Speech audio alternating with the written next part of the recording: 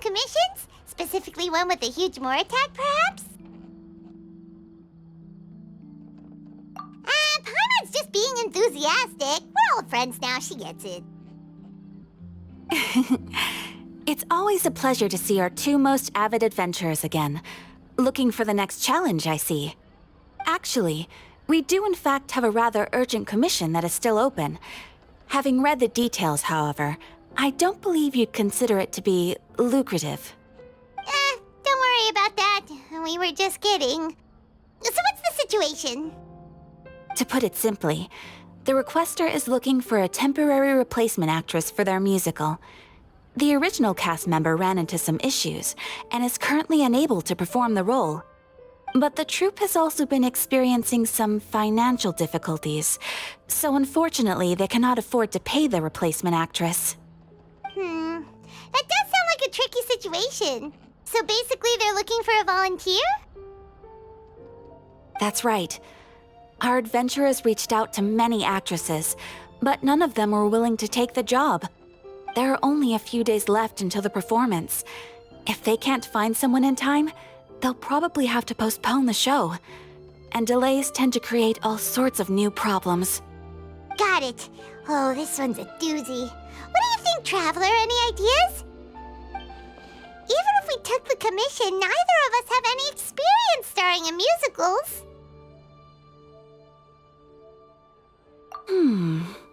If you're interested in helping, why not start by having a chat with the requester?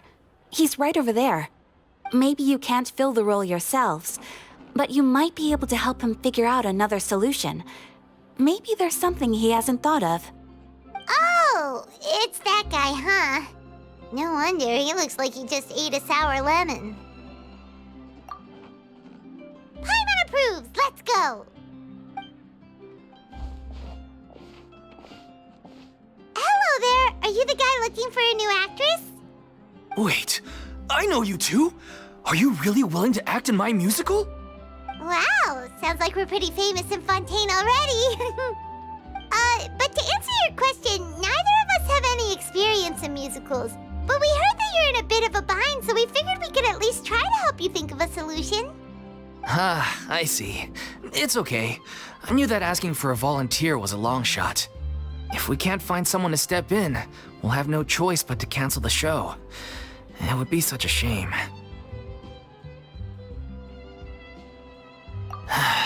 That's the thing.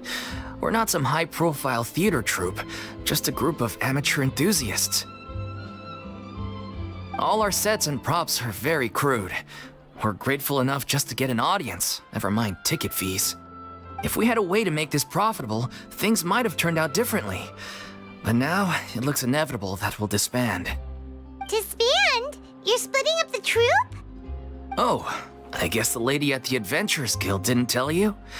Yeah, this is supposed to be our final show together as a troupe. One last show. And after that, we go our separate ways. So we were really hoping to end on a high note.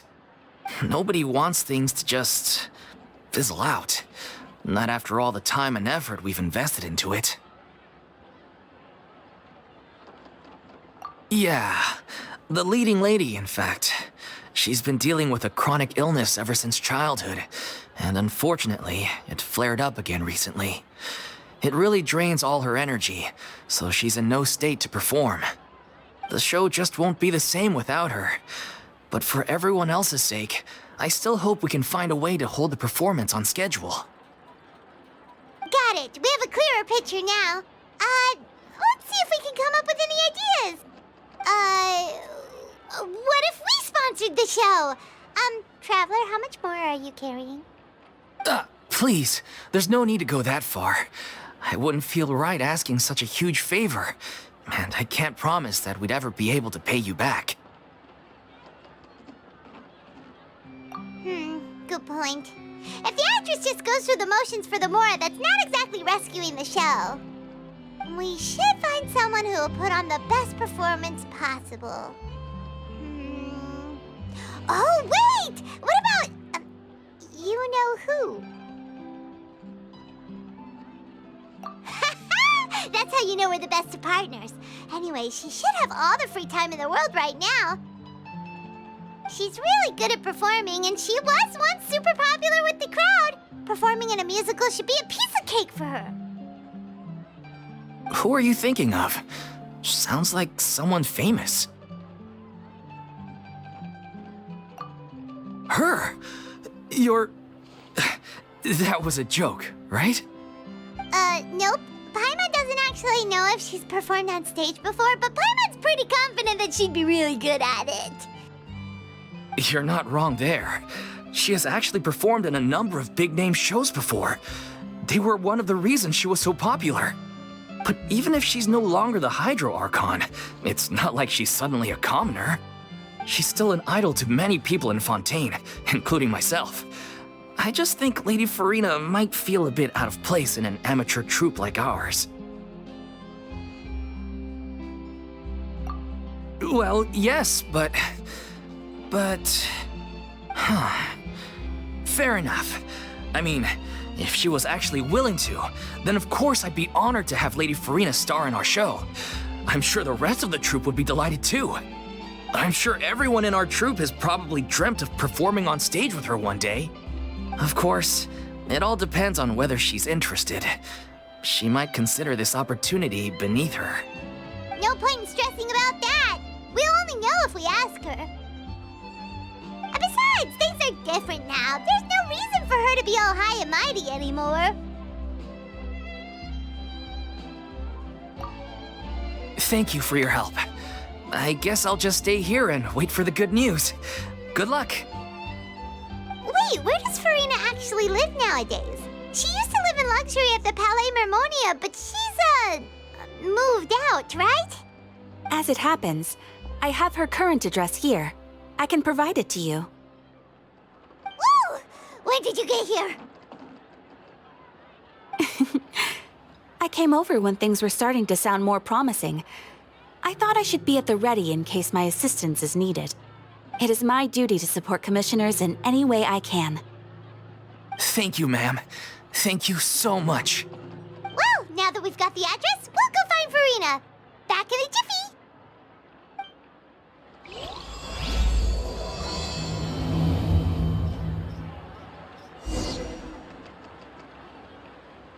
I can't believe they're seriously asking Lady Furina. Seems a little over the top. Try not to worry. May I pour you a glass of water?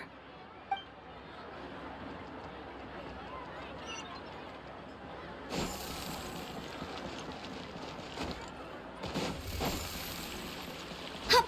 Phew! Go!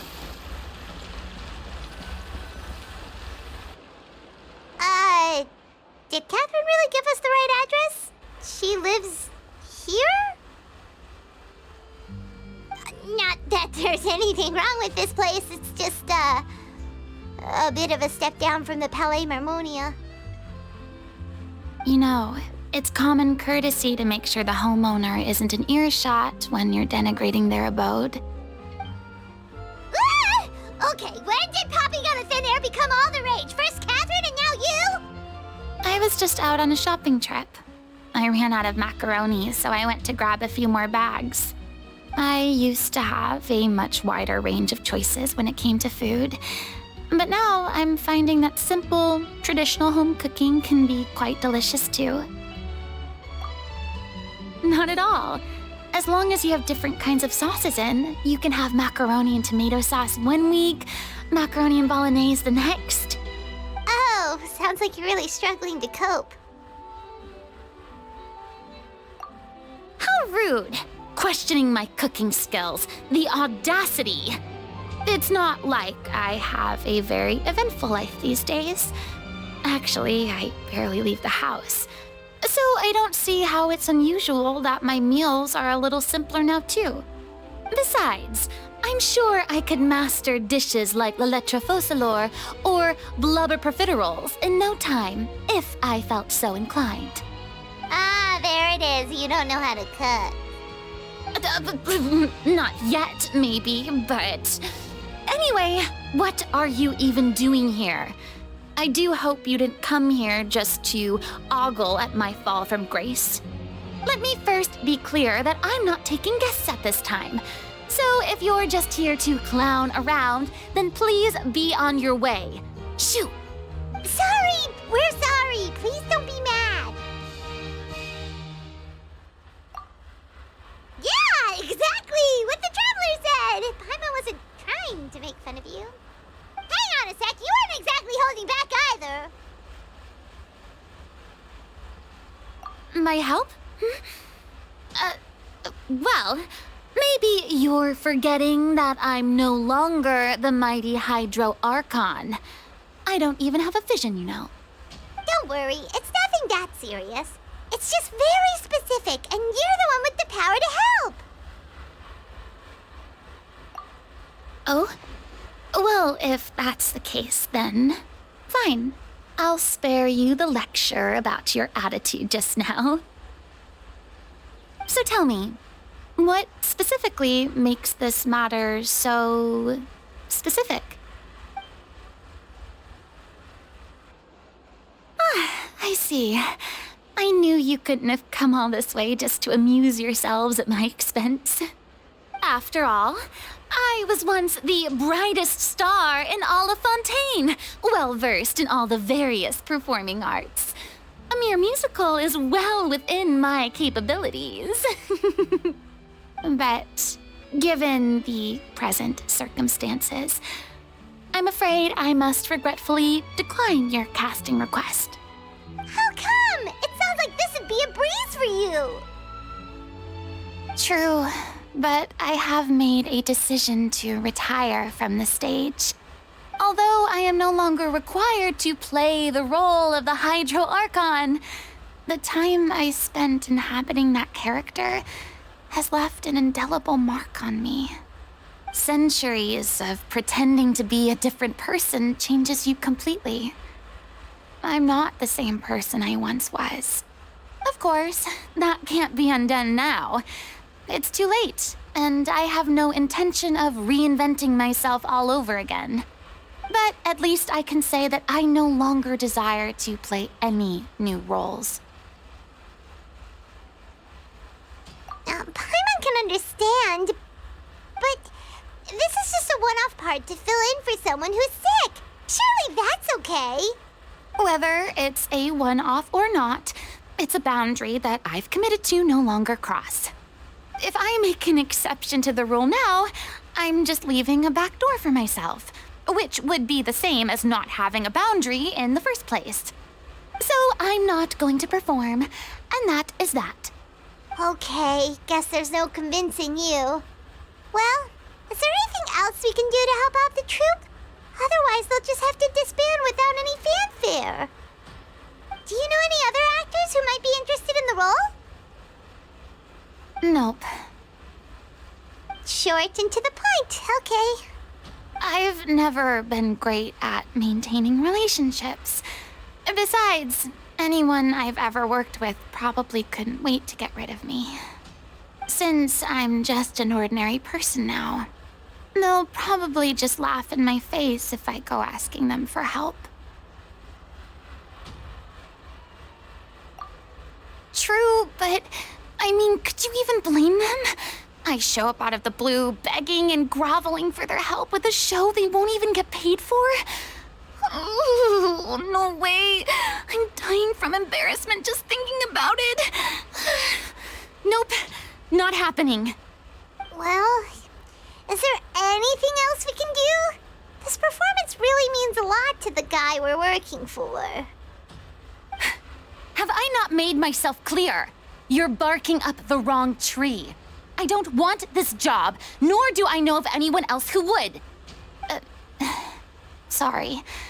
I didn't mean for that to sound so harsh. I wish I could help, really. But if I thought I had the answer to this problem, I would have said so by now. It's all right, Furina. Paimon just wanted to make sure we tried everything. Oh, everyone in the troupe will be so disappointed. Yeah, I guess that's all we can do now. All right, then. We'll see you around, Furina. Toodaloo to you, too. I'm going home to take a rest now.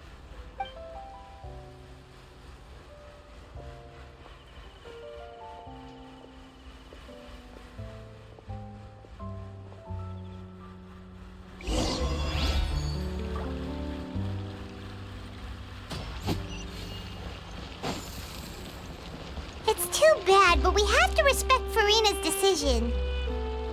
Maybe the thought of performing brings up too many painful memories now.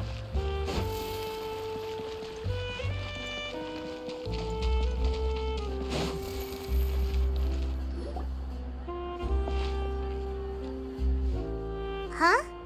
What's going on? Are they arguing?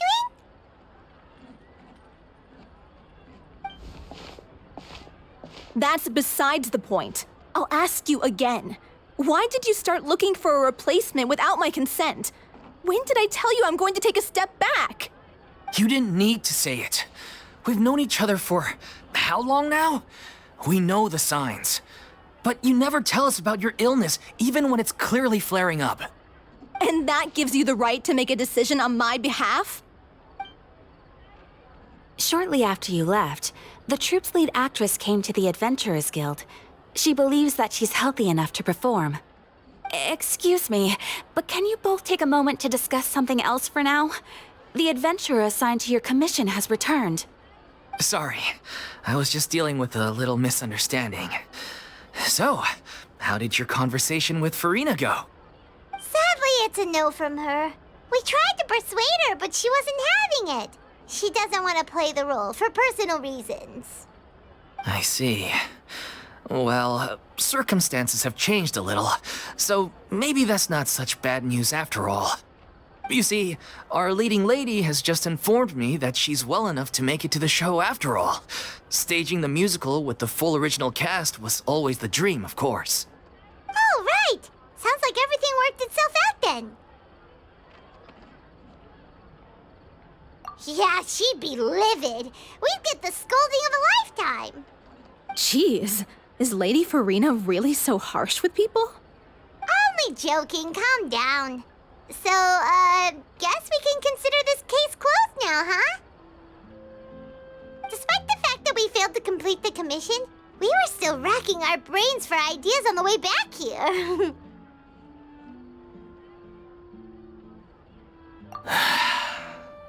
Look, there's no point arguing with you about this anymore. You've made yourself very clear, so I'll stop looking for a replacement. This is the last chance we have, though. If your illness flares up again, there won't be time to find anyone to replace you. So, are you absolutely sure you'll be able to handle it? The whole team is putting everything they have into this final performance. We have to make sure it goes ahead. Yes, I'm completely confident. I've been taking a new medication from the doctor, and it's working brilliantly. I'll definitely be able to tough it out until the performance day. I share everyone's desire to commemorate all our years as a troupe with a proper farewell show. So the last thing I want is to be left out. Every one of us thinks of this troupe as their home, myself included. You're right. I'm sorry. I let myself get too worried about the show. I should have asked for your permission first. All's well that ends well. Sounds like the show will go on.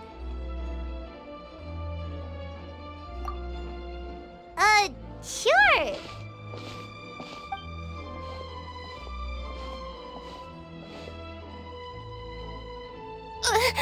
Hey, how did you... I was just passing by because I realized I forgot a couple of items on my shopping list. All right, I'm coming. No need to drag me.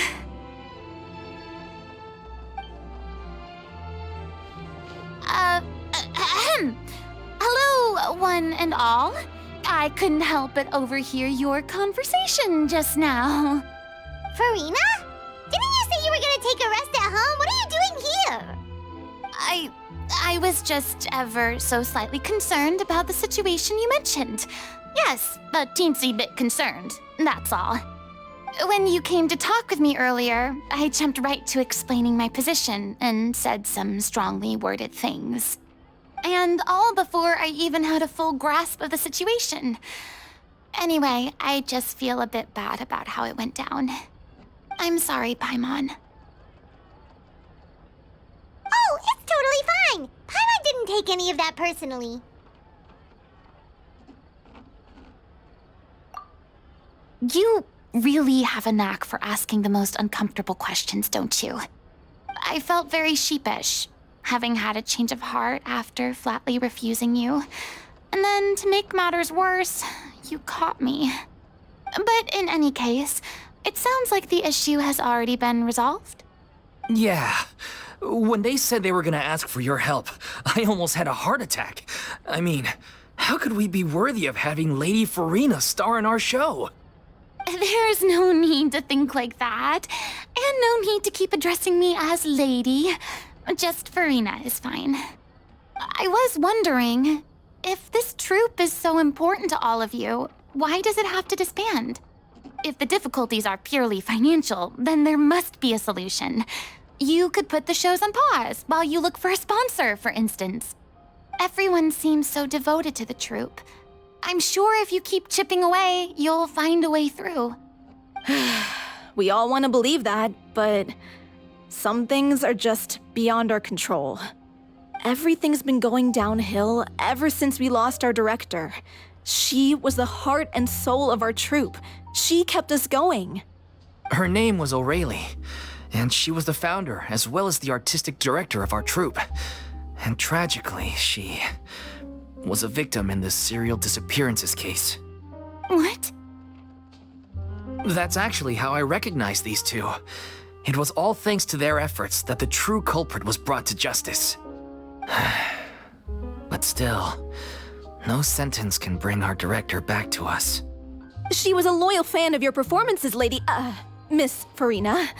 They were what first inspired her to get into musical theater. She rallied many people around her who were destitute or had lost their sense of purpose in life, and convinced them to join her troupe. She wrote her own scripts, acted on stage, and mentored each and every one of us.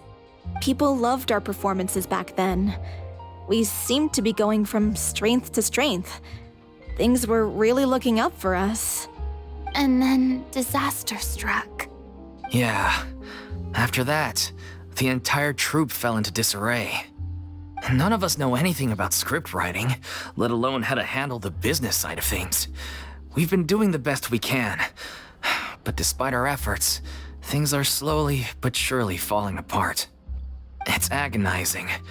But ultimately, we'd rather end things now on our own terms than stick it out to the bitter end and watch all our dreams turn to dust. Oh.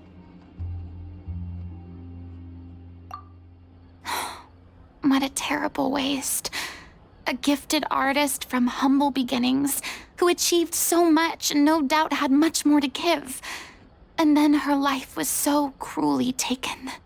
I suppose it's fair to say then that this final show, besides being your farewell to the stage, is also your final gift for her? Yes, exactly. We all miss her terribly. Well, good thing I followed the traveler here. After hearing this tragic tale, I can no longer stand by and do nothing. Furina. I know what you're thinking, but I by no means plan to cross the boundary I've set for myself. Besides, they're no longer looking for a replacement anyway. I can, however, provide some artistic guidance from the vantage point of a highly experienced audience member. But only if you feel this is something that would help, of course. Oh, most definitely. We'll take any guidance that you can give. We unfortunately don't have any budget for a consultant, though. Will that be a problem? I don't need any compensation. All I'd ask in return, if you're willing, is that you tell me some more about the life and work of your late director. Something I've begun to realize since my departure from the Opera Epiclese is that there's a lot you don't see when you observe everything from on high. The The law only judges criminal behavior and does not weigh human emotion. The court's verdict can settle the question of criminal liability, but what about all the unresolved emotions of the parties involved? What happens to them? An interesting answer. But if you ask me, I think all emotion shall ultimately return home to the heart and slowly settle with the passage of time. Take, par exemple, how this troupe pines for their late director. Things such as this I have never witnessed before, and so I should like to observe, perchance to understand. Huh. Still a fan of your old dramatic monologues then, huh? You just want to get back in on the action, don't you? No. This is a completely different situation. Pearls before swine. The name's not Swine, it's Paimon! Would you be willing to join me? Come on, take a break from adventuring to listen to a story. Thank you all so much. Our director was a huge fan of Miss Furina's performances, as of course we all are. All right, follow me. We'll go to our usual practice space. Please excuse the size. It's a little on the smaller side.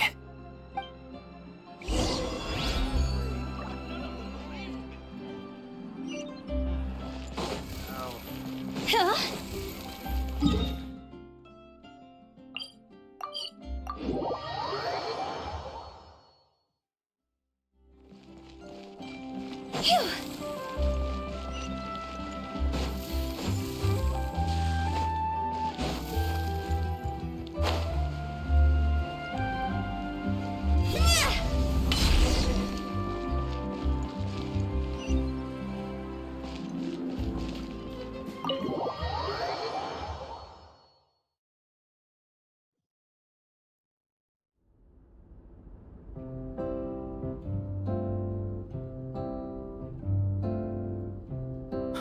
Lady Furina?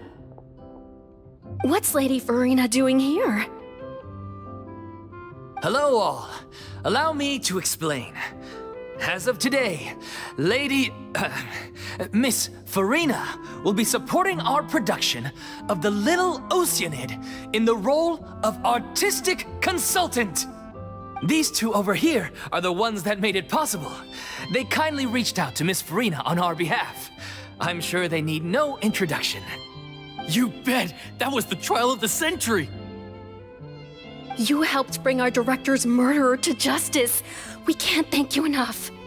Oh, please don't mention it. We're just here to join in on the fun. So, you were saying The Little Oceanid? Yeah, that's the name of our final show. It's an unfinished script left behind by our director. One of our greatest regrets is that she never got to complete it. So, if we can bring it to the stage and make it a successful show, we can all take some solace in that. Wait, but if it's not finished, then...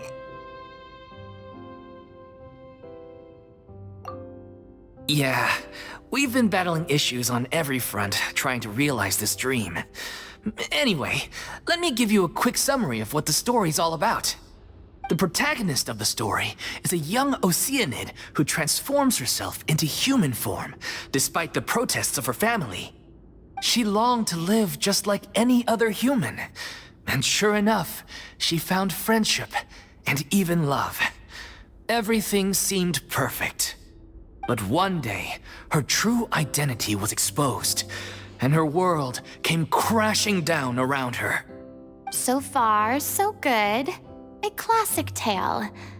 What happened after that? That's one of the issues we've been trying to deal with. Unfortunately, this was as far as the director got with her script. We need a proper ending so we can bring this musical to the stage.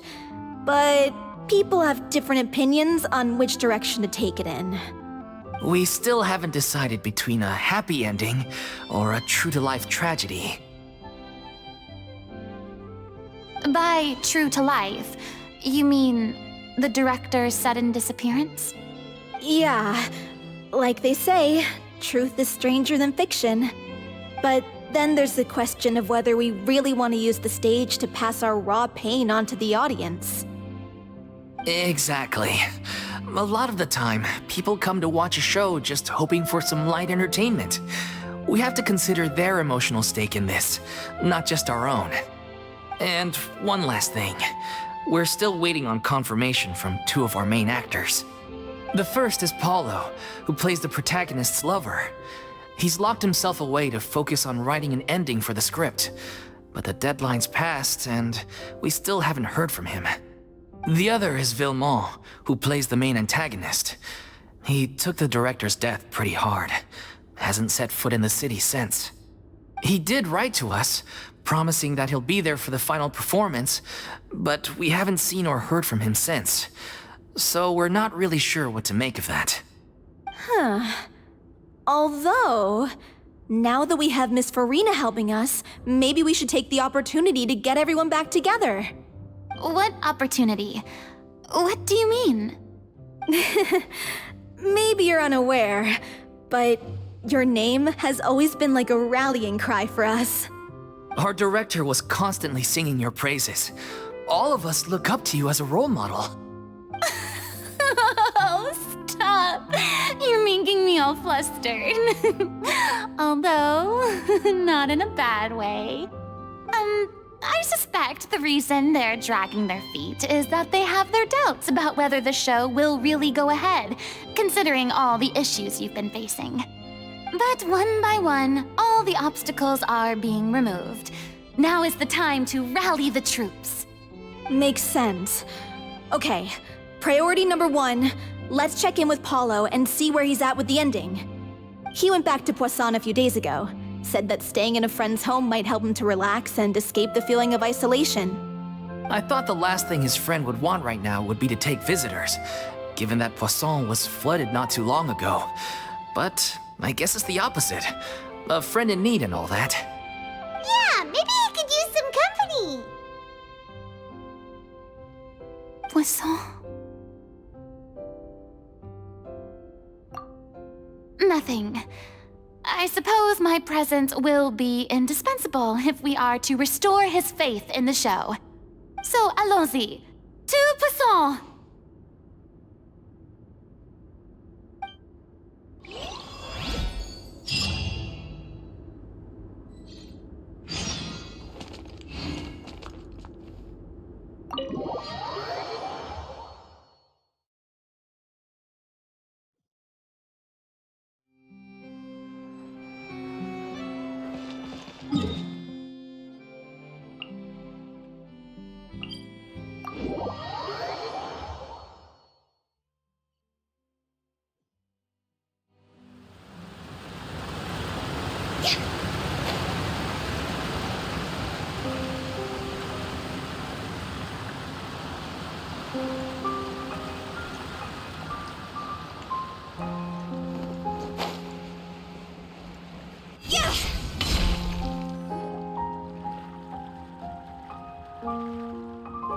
If I remember correctly, this is where he's staying. Who is it? It's me. Is the script ready? You came all the way here for that? All right. Forget that for now. Just come on out. We've got some great news. Nice try. Look, just give me some time, okay? I'm just wrapping up this last part of the script. I'll be out once I'm done. Okay then. Looking forward to your masterpiece.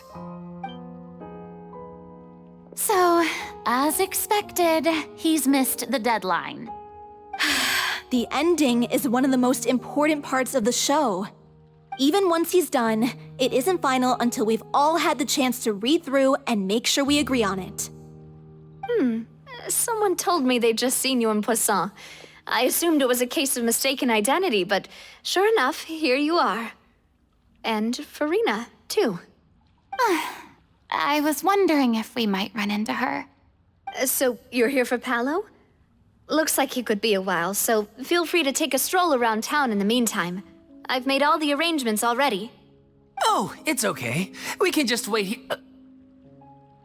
Thank you for being so considerate, Miss Navia. That sounds wonderful. We'll take that stroll. Get over here, you! How oblivious are you? How are things in Poisson now? Any better? Things are on the mend, but it's a slow process. Some people may never recover from the trauma they experienced. I'm sorry to hear that. I wish there was something I could do. Please, must our conversations take such a depressing turn every time we meet? We all have painful memories, but we don't have to let them cloud everything we do. And if you're trying to make a new start, perhaps it's best if you don't bring up the past all the time. Thank you for your words of comfort. You make a very good point. But for now, at least, I think I should stay with the way I'm feeling for a while longer. It's okay. These things take time. Moving on from a painful experience is easier said than done. Which brings me to why I'm here. I thought you should probably know that not everyone here is ready to forgive and forget after the Hydro Archon's inaction in the face of catastrophe. To avoid upsetting the peace, I told the townspeople that everyone here is a member of the theater troupe, and that you are just an actress playing the role of Furina. It's not a perfect solution, but hopefully it means you won't have to lie low while you're here. That's so thoughtful of you, Navia. Well, what do you expect? I am the courageous and considerate president of Spina di Rosula, after all, like my father before me. Anyway, that was all. Look after her now.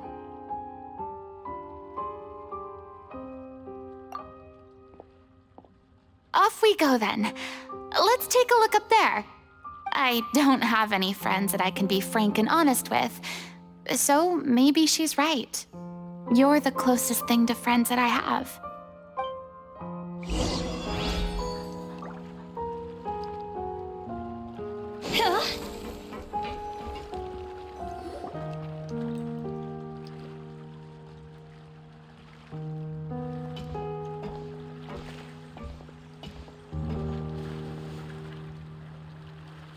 I'm so grateful that Miss Navia was so understanding.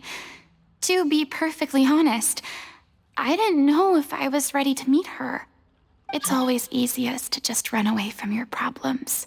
But that never fixes anything. You can't get around the obstacles without facing them.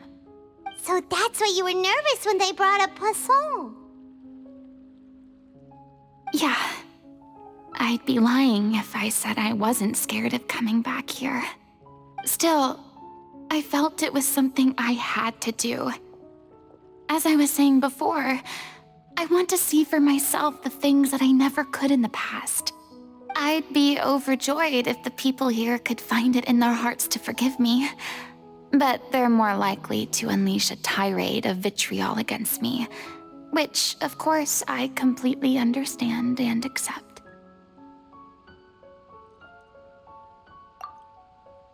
Yeah, I can tell people are watching me.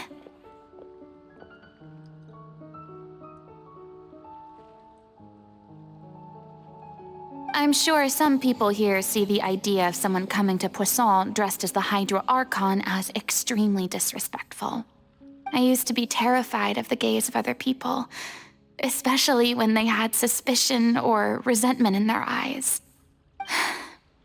I guess I wasn't quite ready for this after all.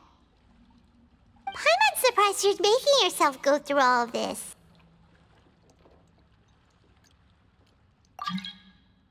I can't let myself see only the things I want to see. How would that make me any different from before? Look! There seems to be a crowd gathering over there.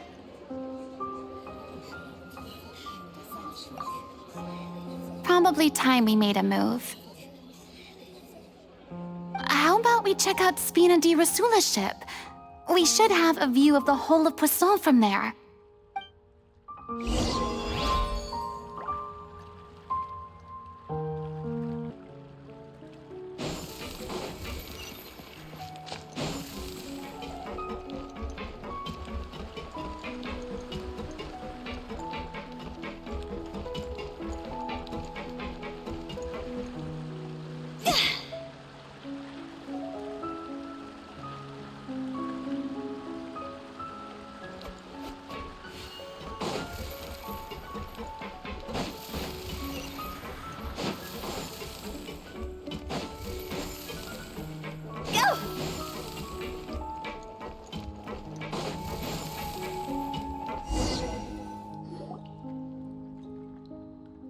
sorry.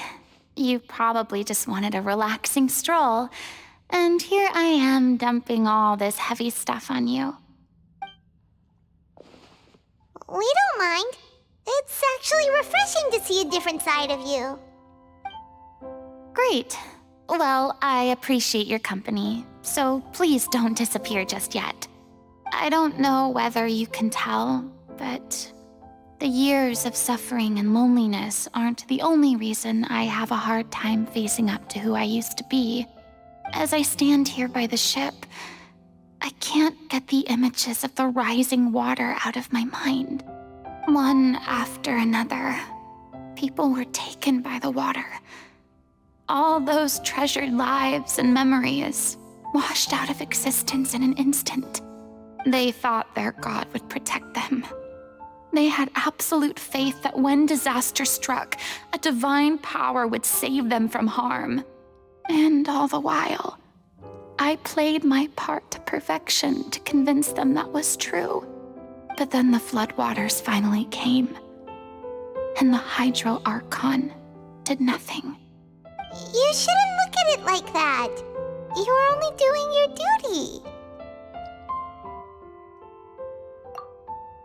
I've had to go through so many moments like that for the sake of protecting the truth. As time went on, it got harder and harder to bear, and I became more lonely and isolated. Eventually, I realized I had nothing left except the truth. I became terrified of completely failing in my task, and was haunted by the thought of being left all alone, weeping on my throne.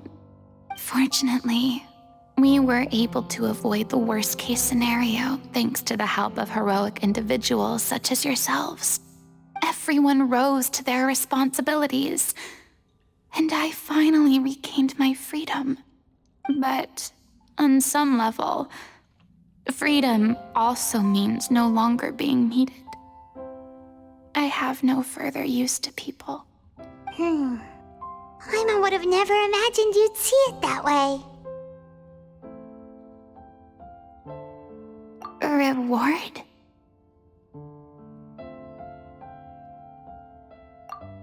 I guess so. And back then, I didn't even dare to dream about having someone to confide in. I was scared of someone recognizing me for who I truly was, and exposing the secret I swore to protect. Believe in the Furina you see on stage. She is the one you can trust. I had to keep all my feelings, all my curiosity about life to myself. No one could be allowed to know. That's what I really meant when I said I'm no good at maintaining relationships. So that's where you were coming from. Paimon totally thought you were just a bit of a diva at heart. Could you please get off my case? I don't know what's gotten into you today. I'm making an effort here. You could at least try to do the same.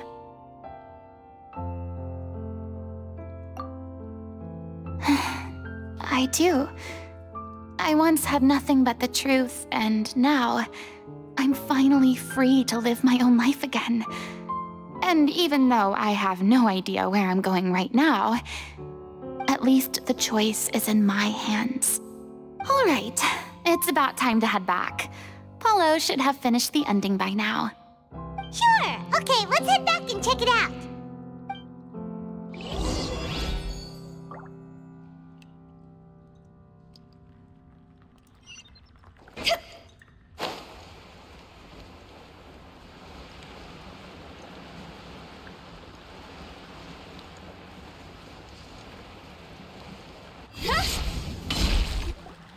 Didn't you say you needed to watch what you eat?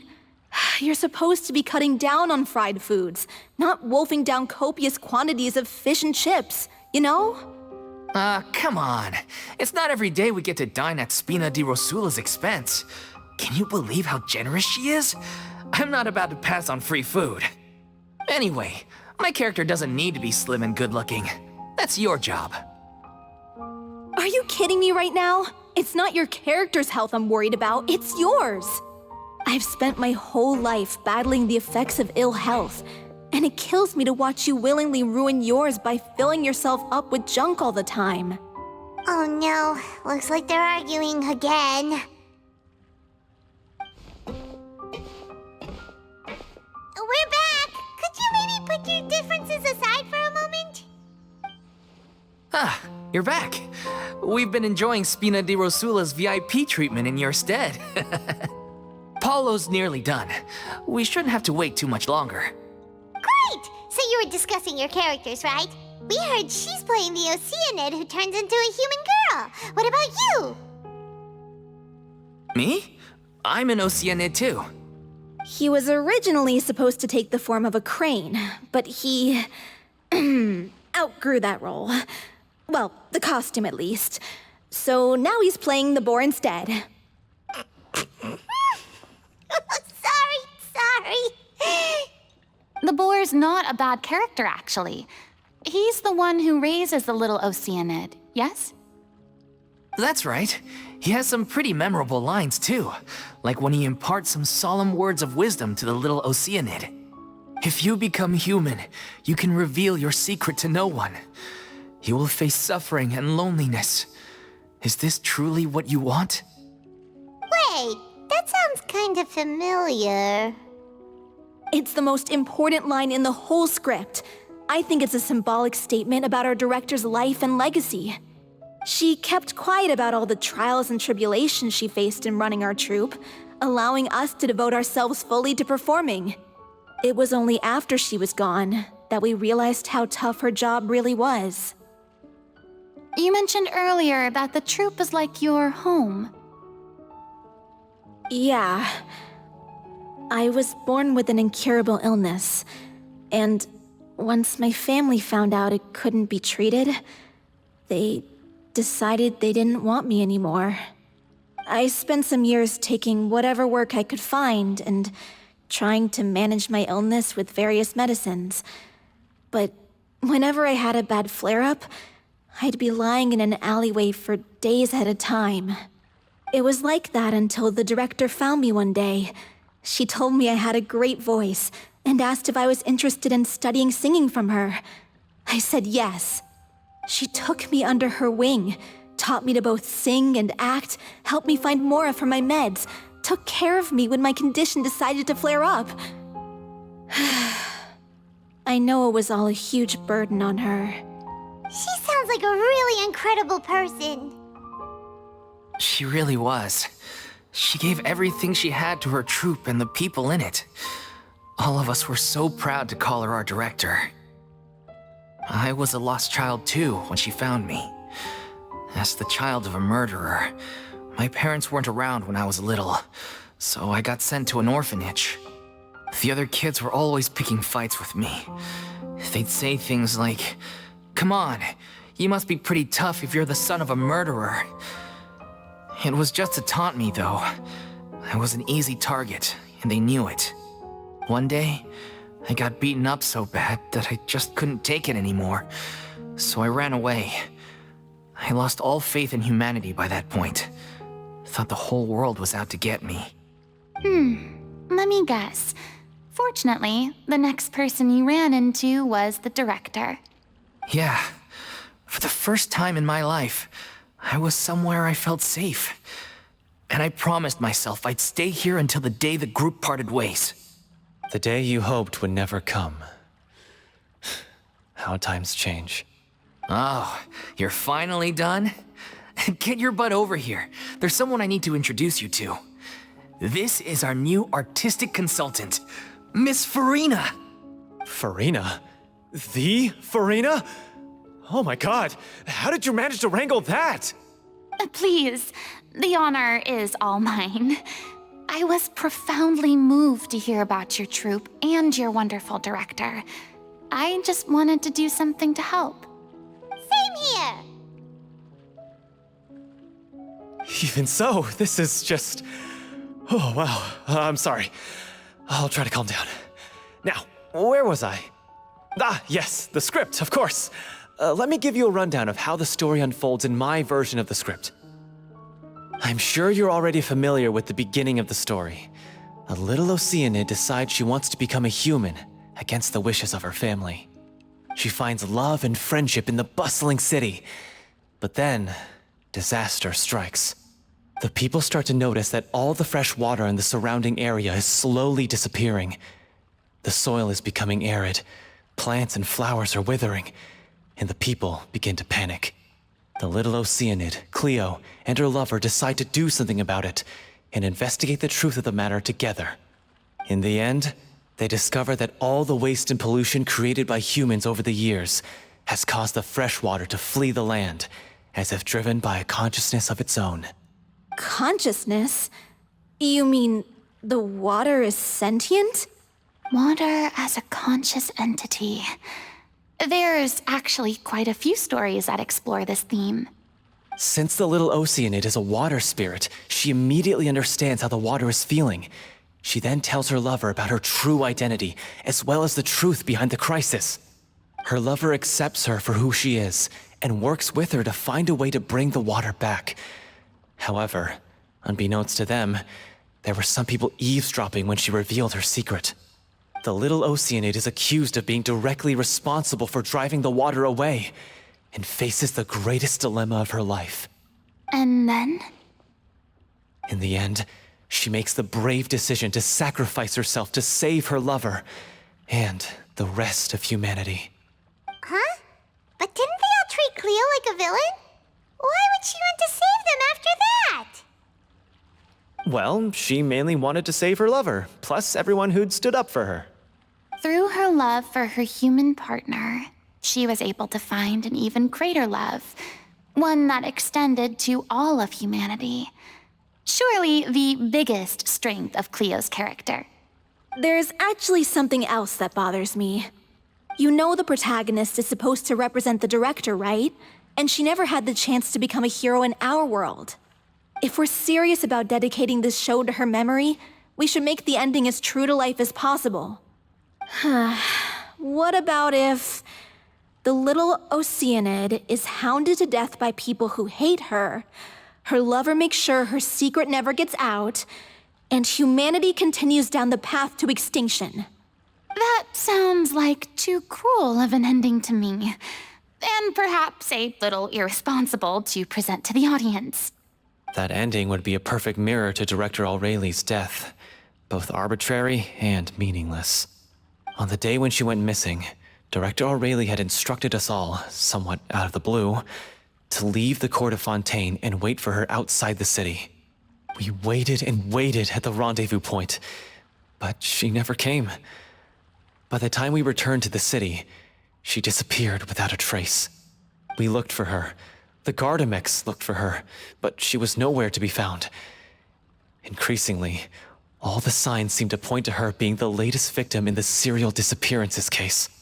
The director was the kindest soul in the world, yet she was senselessly sacrificed for the sake of a so-called experiment by someone who had nothing to do with her at all. But doesn't the way she suddenly told you to leave the city suggest that maybe she had some sense of what was about to happen? It almost seems as if she was moving you to safety. I've been trying to follow up on that ever since, but all my efforts so far have turned up nothing. Villemont might know something, but he won't open up to me. Villemont? The one who's playing the role of the villain? Yeah. He's been overwhelmed by grief. I think the director's death hit him hardest of all. Grief? Guilt, more like. Also, I have a hard time imagining that anyone took it harder than me. Because, well, speaking of the play being true to life, I was deeply, madly in love with Aurelie. What? You kept that one quiet. It's time to be upfront with you all. No more keeping secrets from each other. We'll never be able to agree on the ending if we can't be honest about how we feel. I did tell her how I felt once, but she turned me down pretty much straight away. She said that we were all like brothers and sisters to her, and she'd never considered us as potential romantic partners. Not that it came as a shock or anything. It was what I was expecting to hear.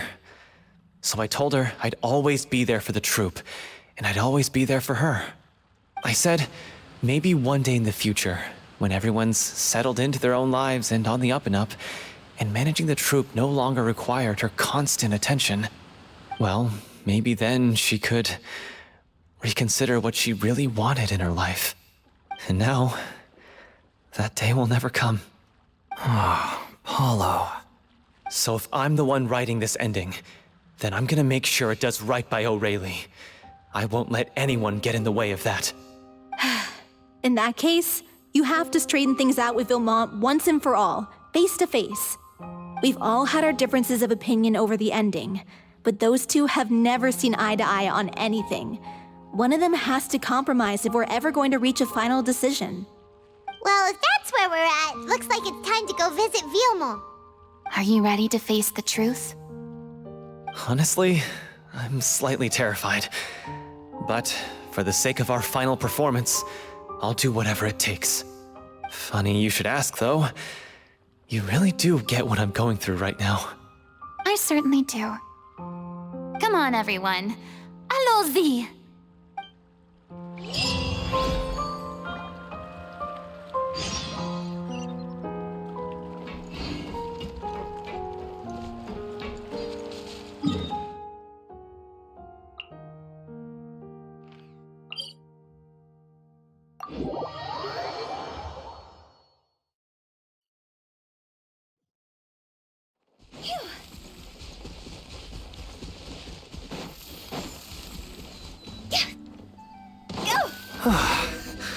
This is tough going.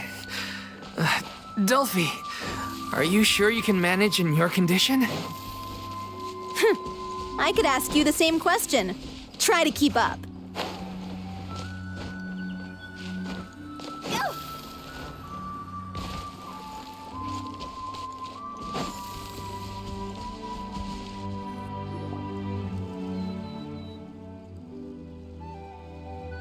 Ugh, as if this journey wasn't tough enough already without a roadblock.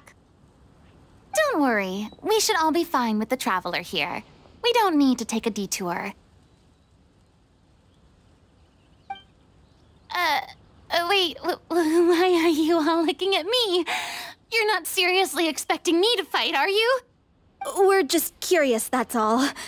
I don't think anyone's ever seen Furina in a fight before. Yeah, but don't you remember why? The Hydro Archon willingly gave up all her power so it could be converted into indemnitium. Miss Furina said so herself. Precisely! And I'm not even the Hydro Archon anymore, so all my power is gone anyway. As much as it pains me, unfortunately, I should just stay put. I'm more like a damsel in distress more than anything. That sounded so smug. Ugh, secondhand embarrassment is unbearable. C'est la vie, indeed. Alas, I am forced to watch on helplessly as a more brave and seasoned adventurer than I swoops in to save the day. Aw, too bad. I was so pumped to feast my eyes on fight mode Furina. Sorry to leave all the heavy lifting to you. Don't worry, piece of cake.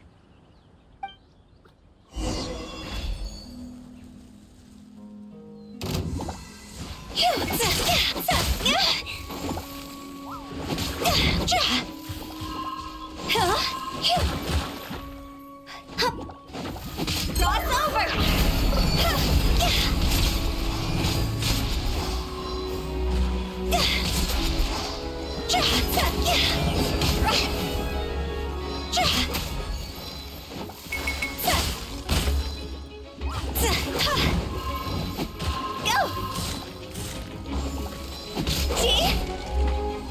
This isn't good.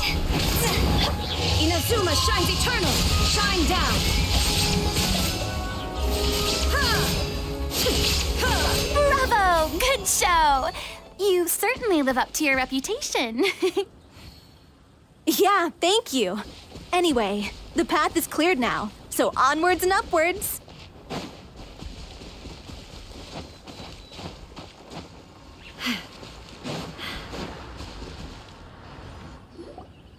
Vilma, are you there? Huh? Oh, it's you guys. Wait, what's Lady Furina doing here? I can explain. We've been rounding up the whole troop. We now have everyone except you. So, you think knowing the truth about the director's disappearance will help you write an ending to the script that pleases everyone? I care just as much as everyone else about making the little Oceanid a success. That's why I wanted to wait until after the show. If I open this can of worms now, I just don't want to make things difficult between us. We're supposed to be a unit when we're on stage. Vilma, avoiding the truth will not help anyone. Unless you mean to suggest that Aurelie's death had something to do with you. I don't want to talk about it. Listen, Vilma. I used to think that my love for Aurelie was a point of shame. I never brought it up to anyone. But now, I've made up my mind to put it all on the table. I'm prepared to face everything, to sacrifice everything for the sake of the show. The little Oceanid cannot be complete unless we do justice to Aurelie on an emotional level. This is why people think of you as not being the smart one. As you all know already, the troupe was kept afloat not from ticket sales, but donations from the audience. Of course, that was nowhere near enough. We took on side jobs when we weren't performing, but even then, the troupe's financial situation was pretty dire. So, anyway, one day after a show, a merchant came to me and offered us a huge sponsorship. In return, we just had to provide the audience with their drinks during performances. It seemed like a win-win, so I said yes to it on the spot without consulting the director. It was only when the merchant came to deliver the goods that I realized the drink in question was synth. Isn't that the drink peddled by the culprit behind the serial disappearances case? I freaked out when I saw the boxes. And I told the director everything right away. She was completely shocked as well. But she didn't reprimand me for making the decision without consulting her. Instead, she contacted the merchant and stated that the troupe could not agree to this collaboration. The merchant was furious, berated us for going back on our word, and threatened to sue us for damages. The amount was astronomical. There was no way we'd be able to pay. And then? I was going to sort it on my own, but the director stopped me. She said that this was an issue for the whole troupe and it wasn't my fault. But things only got worse from there. The synth merchant just wouldn't let up, and then suddenly the director told us all to leave the city one day. I knew then that things must have reached a boiling point. I admit this whole thing was my mistake. I didn't dare to tell any of you the truth back then, and after the director disappeared, I was even more afraid to say anything. Yeah, I got Aurelie killed. There, I said it. Happy now? Hey, don't say that. You traitor! You knew Aurelie was in danger. Why in God's name didn't you tell us? What do you mean, you were afraid? This was a life and death situation. We could have saved her! How could you be so stupid? Please, try not to get too worked up. Yeah, listen to him. You need to stay calm. Stay calm? How can I stay calm? This guy got Aurelie murdered. She was the love of my life. And he has the gall to try and high-road us, claiming that he kept his mouth shut for the sake of the show. How about taking some responsibility for what he's done? All I can say is I'm sorry. Truly. I wanted to apologize to everyone in the troupe, but that won't bring back the director. What good is my apology now? I'm just a coward who made an awful, terrible mistake that I can never take back. Beat me up if you want. Kill me if you prefer. It's what I deserve. End my life. So I can meet the director and apologize to her in person. Get out of my sight!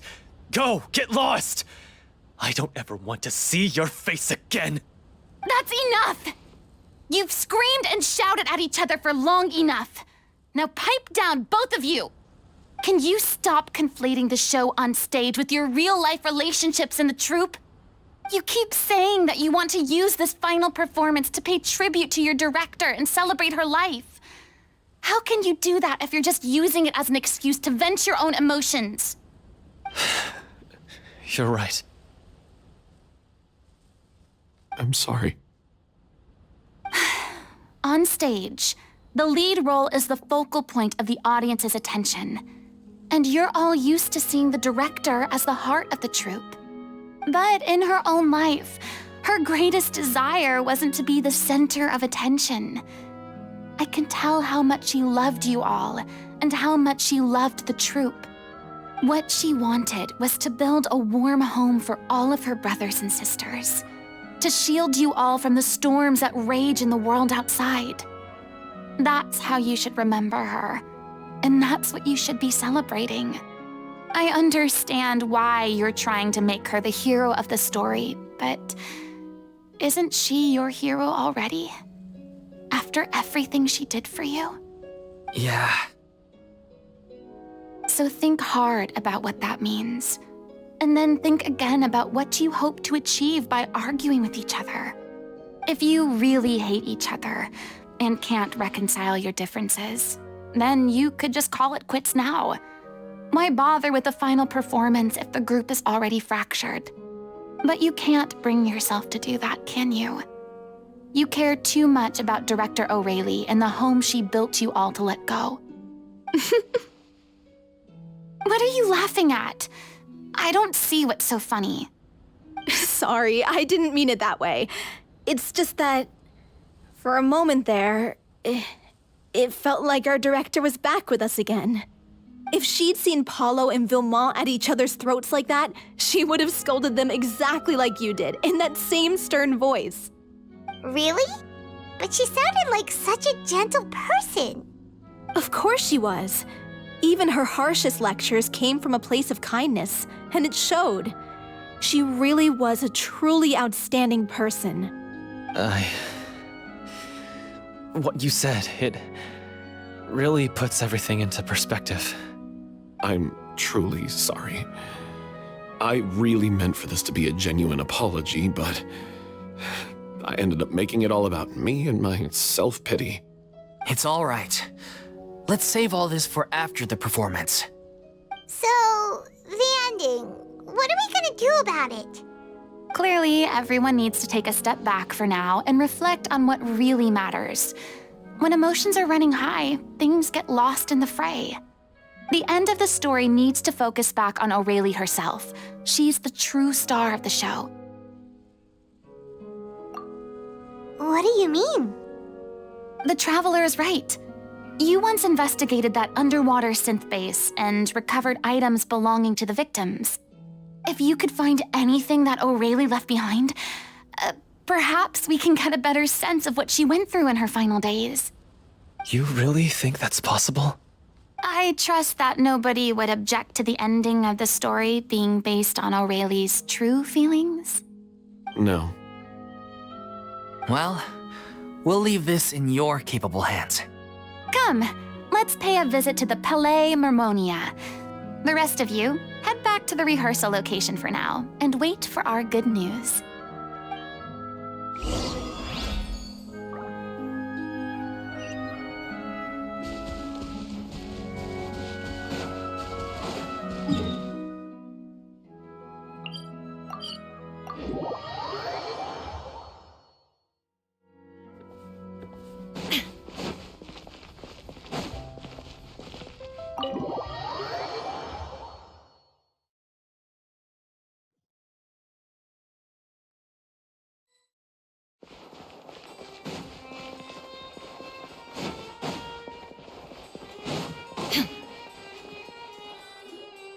You want to review some recovered items connected to victims of the serial disappearances case? But, that case has been closed for quite a while now. Still, since you were the ones who discovered and submitted the evidence in the first place, you don't actually have to submit an application. Okay, please hold on. I'll have someone dig them out.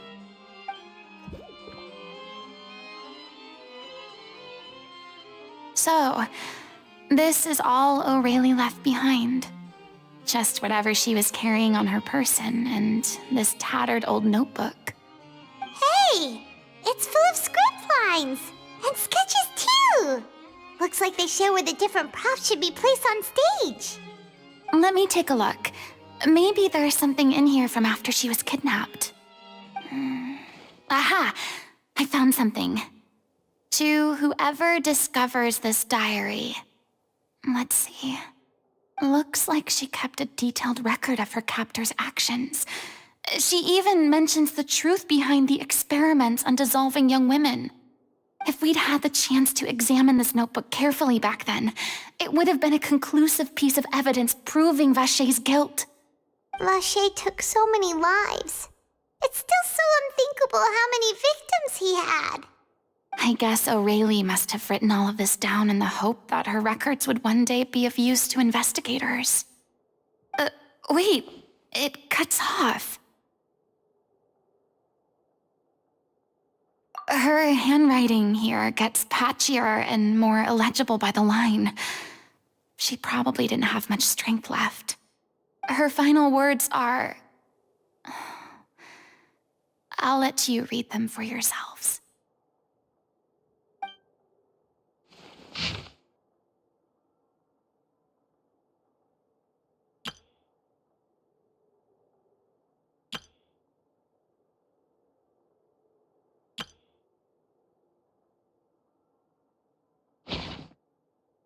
She was so terrified. She may have been a mighty hero in the eyes of her troop, but at the end of the day, she was only human. I can't bear to think how painful and lonely her final days must have been. Wait. This part on the last page sounds strangely familiar.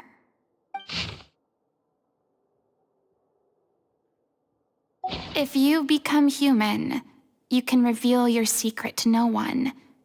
You will face suffering and loneliness. Is this still what you want? Isn't that the most important line in the Little Oceanid? Because I am an older sister to them. Oh. So she didn't regret her decision. Even as she sat in silence, waiting for death to come. I'm sure this is what the troupe would have hoped to hear as well. She had their utmost trust, admiration, and love, and she truly deserved it. Let's go. It's time for them to learn Director O'Reilly's final thoughts.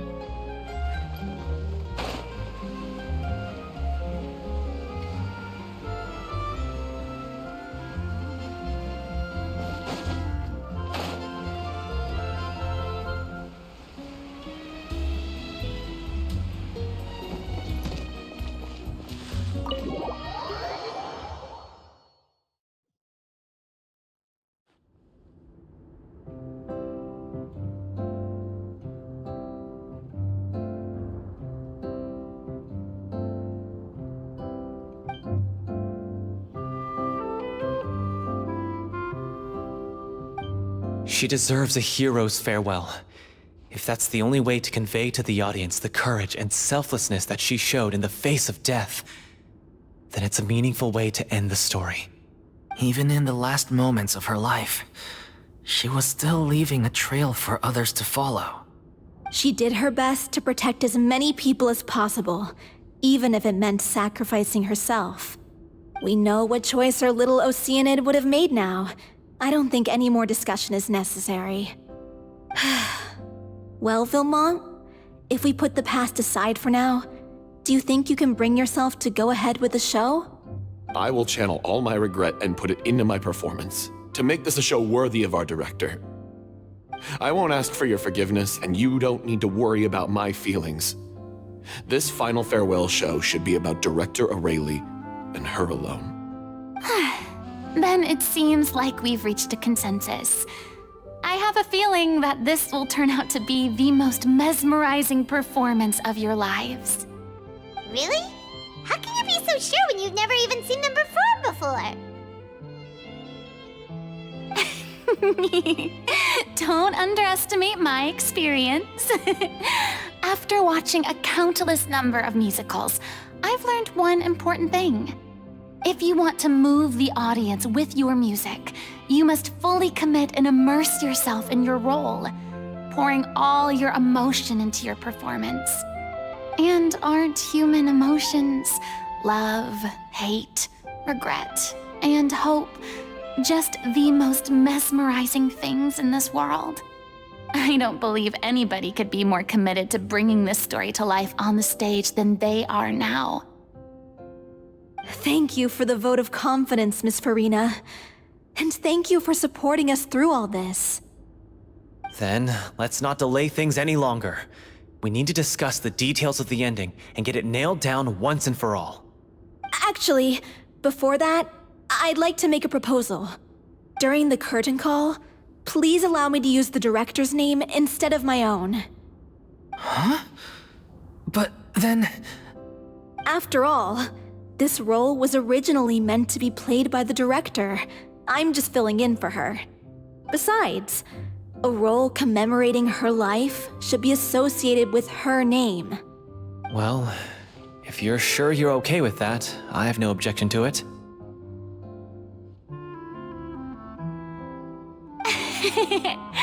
Now we're talking like a serious acting troupe. All right, I'll leave you to fine-tune your musical while I go and procure a stage. Procure a stage? Oh, it's okay.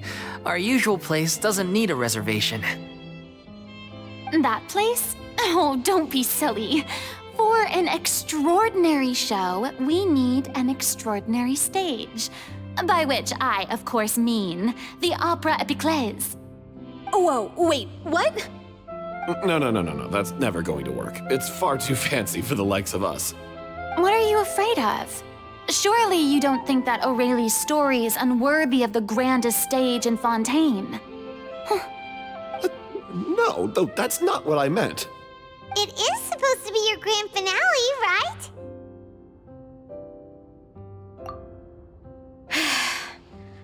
I have no problem with it then. How about the rest of you?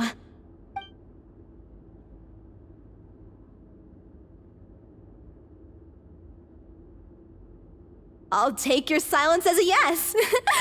Thank you for giving us this opportunity. It really is a dream come true. Well, then don't disappoint me. If you mess this up, it'll reflect poorly on me too. Come on, we'll need to get the go-ahead from Nerilette. I know just where to find him.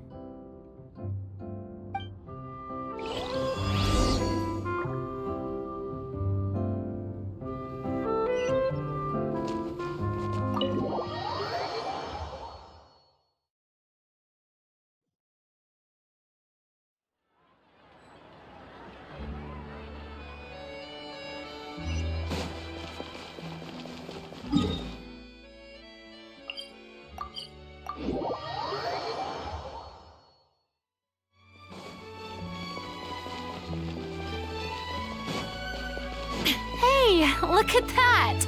Looks like I guessed right. You were just guessing?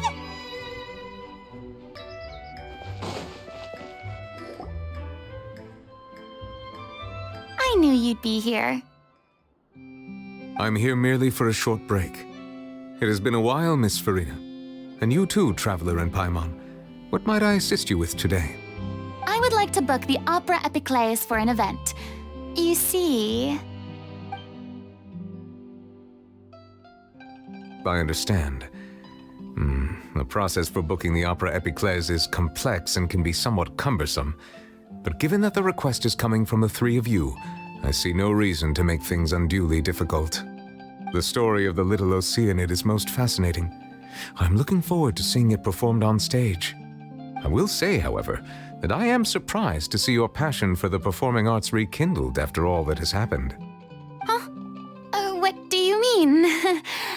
Do I look excited? Yes. And this is the first time that I've seen you like this since your departure from deityhood. At first, I just felt bad about rejecting them. So I wanted to learn a little bit more about their situation.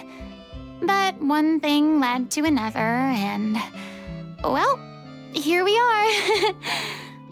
In the past, we sat in our high chairs in the court, giving our opinions on isolated cases, all while knowing very little about the human stories behind each and every one.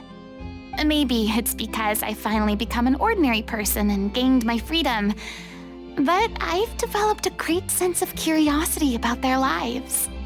I am truly delighted to see you find a new lease on life. Now that you've regained some confidence, have you had any thoughts regarding a return to the stage? Why would you suddenly ask a question like that? Well, if the Little Oceanid turns out to be a great success, it will no doubt become a classic.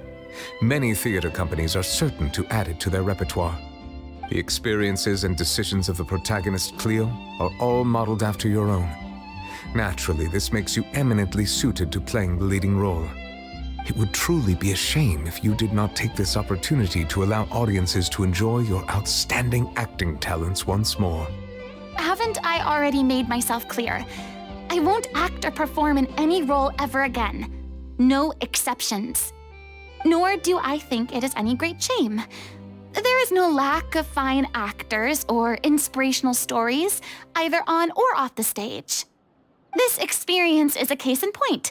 I feel like I've learned a lot, and it has already been well worth the price of admission. I must admit, though, I'm a little envious. They're quite fortunate to be able to bid farewell to their past in such a magnificent manner. I see.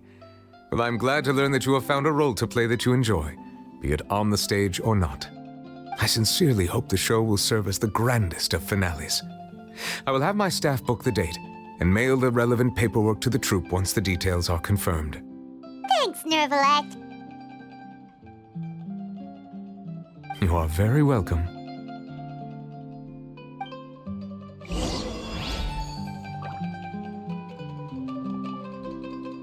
Many people were once enthralled by Lady Furina's performances, myself included. I hope that one day she'll be able to understand that our appreciation was always sincere.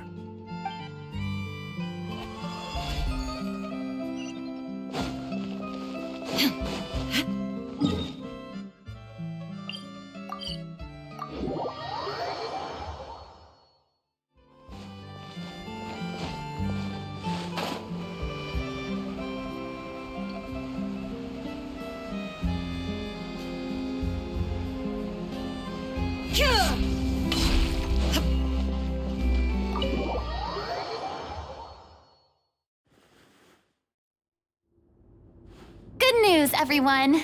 It's done. The Opera Epiclese is booked.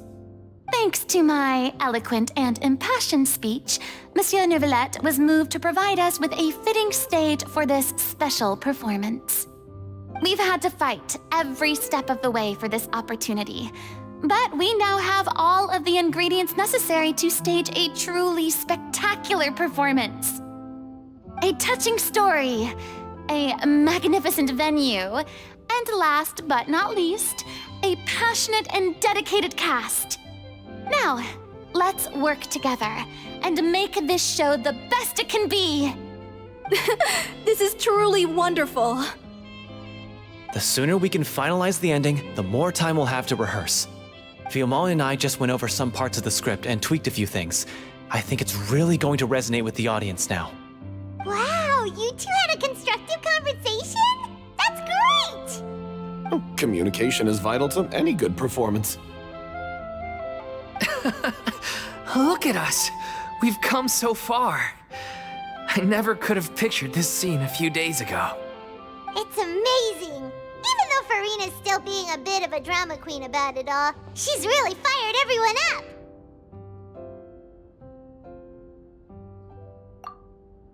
Please feel free to give us any comments or suggestions you have. We really value your input. Hey, Loic, get over here. Time to practice the opening number.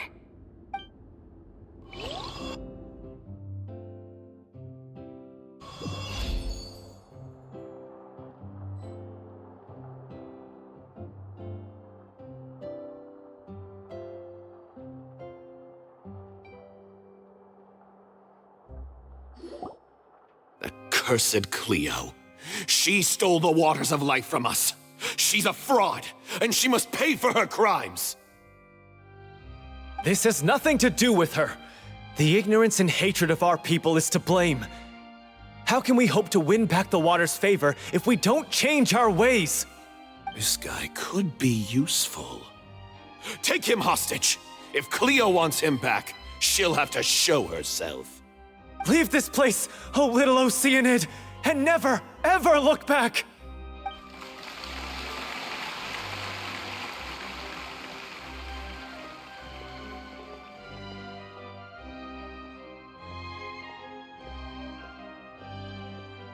Everyone's really throwing themselves into their roles. I haven't seen such a fine performance in a long time. If only... What should we do? It's almost time for her to take the stage! Why? Why does it have to be now? Hey, what's going on? You're due on stage any second now. Oh no, not again. But why? What about your new meds? Did they stop working? They've been getting less and less effective over time. I've had to keep increasing my dose. What? I thought they cure it. So they were only managing your symptoms? I figured whatever it took to get me through this final performance. How could you do this to yourself? And after that lecture you gave me about not looking after my health. I'm sorry. I've let everyone down. You... This is a conversation for another time. How can the show go on without its star performer? Miss Furina, I'd like to make a request of you. Say no more. If you're sick, you need to rest. I know what you're going to ask. Loic, your character has no more scenes, correct? Oh, yeah. I think my scenes are all done. Although, I do have one more line, but I guess another guy in the troupe with a similar voice register could take it. Why? Please take Delphi back to her place to rest. I'll sing the finale. From the sublime to the ridiculous. After all that, everything's come full circle. Thank you, Miss Furina. I'm so sorry to put you in this position after everything you said. Never mind. What's done is done. It's really my own fault for getting in too deep. No one likes regrets, myself included. Leave it to me. I've watched you rehearse so many times that I've learned Cleo's part by heart. I do not doubt your acting skills, but please allow me to ask just one more question. After all, this show is dedicated to the life and legacy of our director. What, in your opinion, is the reason Cleo shines so brightly? It's her pure heart. Despite all the pain and loneliness she had to endure, she never once stopped believing in the beauty in this world. Well said. I leave Director O'Reilly in your hands.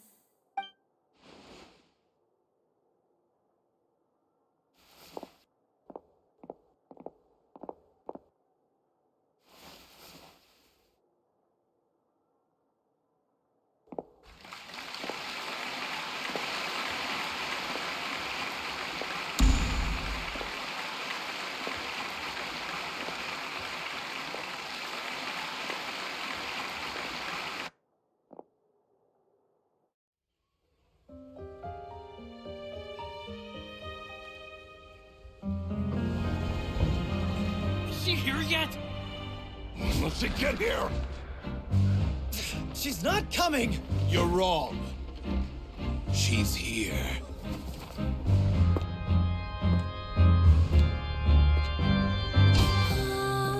Si je pouvais vivre dans l'eau, le monde serait-il plus beau? Me pardonneras-tu, ô chère mère? L'eau dans son courant fait danser nos vies, et la cité elle est nourrie, ainsi que toi, mon doux amour. But what about your wish? My wish.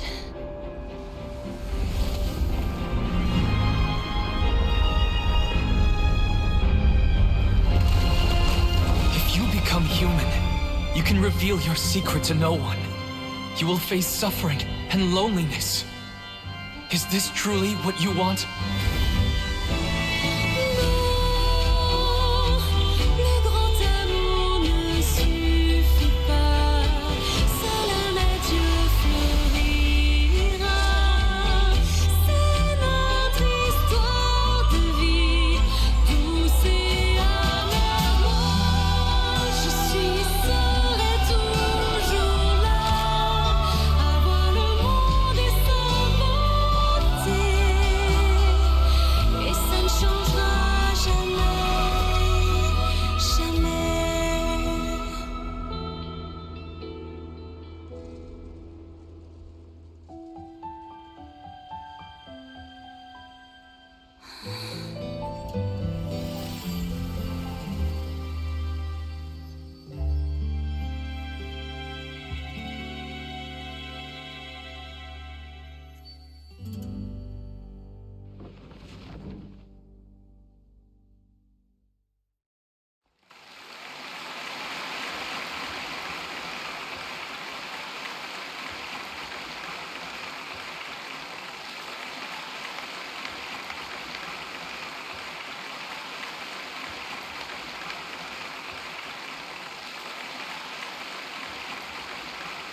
Is it just me?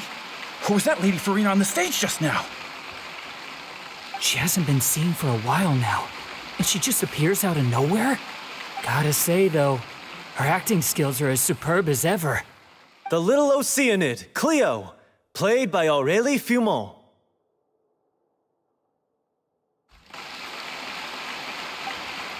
Wait, that's not her name. What's going on? I don't know. Maybe it's just a doppelganger. I've spent a lot of time out of the spotlight, and they didn't use my name during the curtain call either. Hopefully, not too many people recognized me.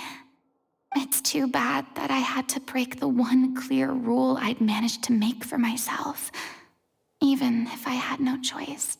Still, I have to admit that, despite everything, it felt good to be back on the stage again. Finally, we would like to give a special thanks to our artistic consultant and event coordinator, Miss Furina. Hey, that's not what we agreed on! Oh, so it was Furina after all. She's back! Honestly, what is he doing? He should have run that by me first. All right, calm down, don't be mad. This was a group decision. We just didn't want your contributions to go unacknowledged. After all, It's been the rule in Fontaine since ancient times that everyone's work, visible or invisible, is equally deserving of recognition. Yes, I know the rule, but it should still be applied on a case-by-case basis. I wasn't ready for this yet. It's no big deal. What's the worst that could happen? Oh, yeah? Well, since you think it's so easy, you can sign them for me. This is a great chat and all, but can we talk about that crazy thing that happened during the show? It nearly gave Paimon a heart attack. Paimon flew over to where she was supposed to be and was about to drop the prop vision, and then suddenly, a real one popped out of thin air! Oh, that. I've got no idea what happened there either. But hey, it worked pretty well, didn't it? I'll bet the audience has never seen such a realistic prop.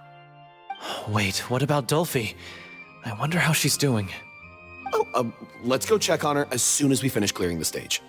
Yes. Plus, she'll definitely want to hear how the end of the show went.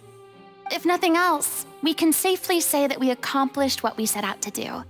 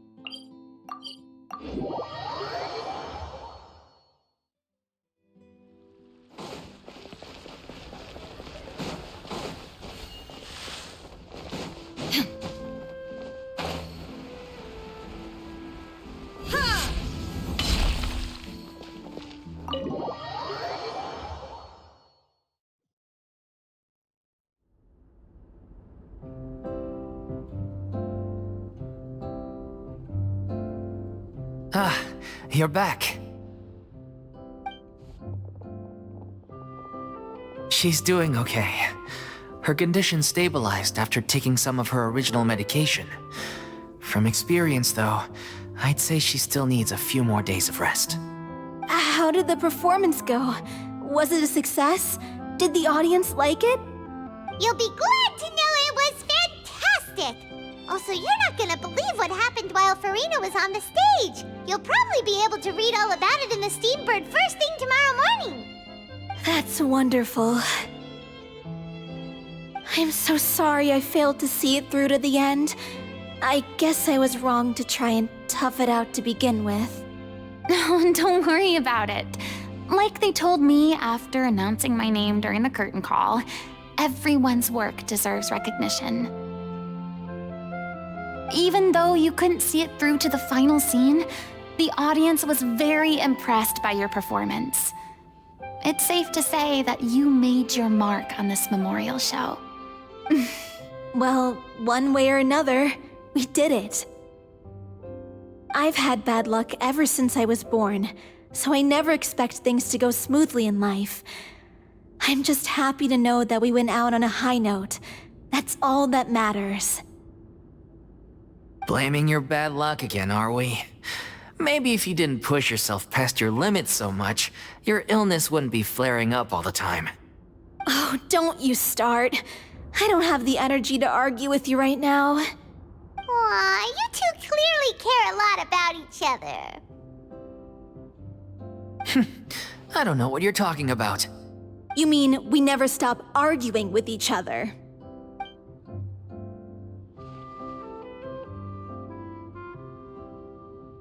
So, any plans for the next step? After the brilliant performance you put on, the reputation of your troupe is sure to spread through Fontaine like wildfire. You won't have to disband if you don't want to. You could capitalize on the rave reviews and license out the little Oceanid to the bigger theater troupes out there. That would do wonders for your financial situation. No, we should still disband. Yeah, it's what we all agreed to. After all that's happened, I should give you guys some space. But maybe our paths will cross again one day. Hey, don't just walk off! I still want to keep performing, so I might join another troupe.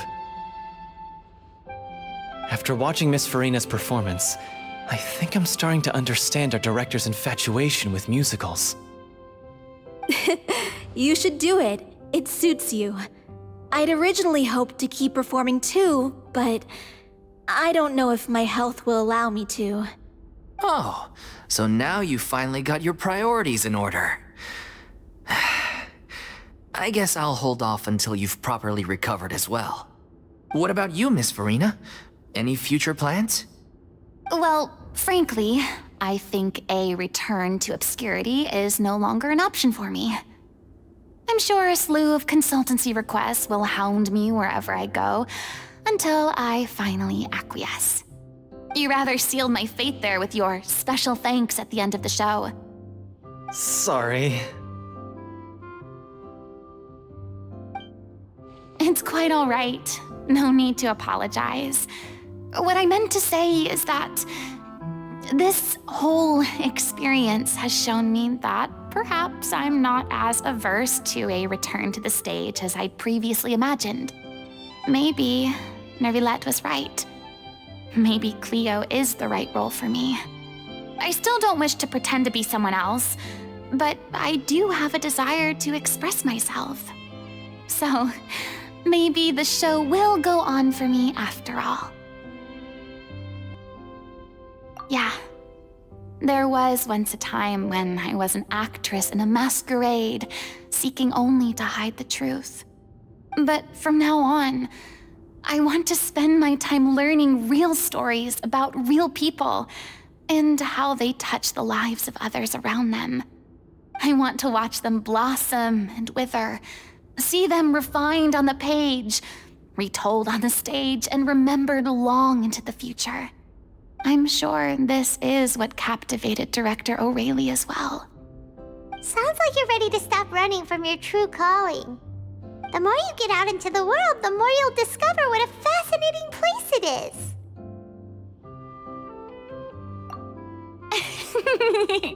Then it's a deal. If a vision is a gift from the gods, then I should do my best to honor it.